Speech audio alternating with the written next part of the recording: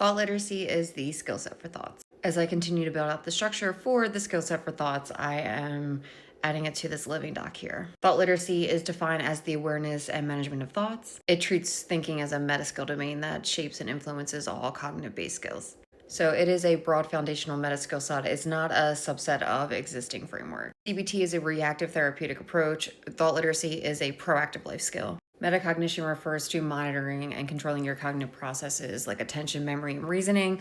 Thought literacy is an everyday foundational life skill. There are two core pillars of thought literacy: awareness and management. And within those pillars, there are foundational level concepts. There are stages of thought literacy development. So the first one will be learning about the concepts, getting comfortable managing and working with your thoughts. Stage 2 is when you start practicing the skill set, and then stage 3 would be when you are using it as an active everyday skill. But it's so important to know these stages are not linear. Within thought literacy, there are original framework tools and methods like the ICE method, cognitive reverse engineering, and thought modeling, as well as the 5 drivers, thought swaps, and cognitive clarities. There's also an original taxonomy. We didn't have a word for thinking about your thoughts in everyday life. I call it meta thinking, but I think I'm going to change that. There's also a knowledge base. So these are pre-existing concepts that someone needs to know in order to be thought literate, and they're from psychology, neuroscience, and philosophy. And a big thing is that thought literate individuals are generally less vulnerable to manipulation, self-sabotage, and social pressure.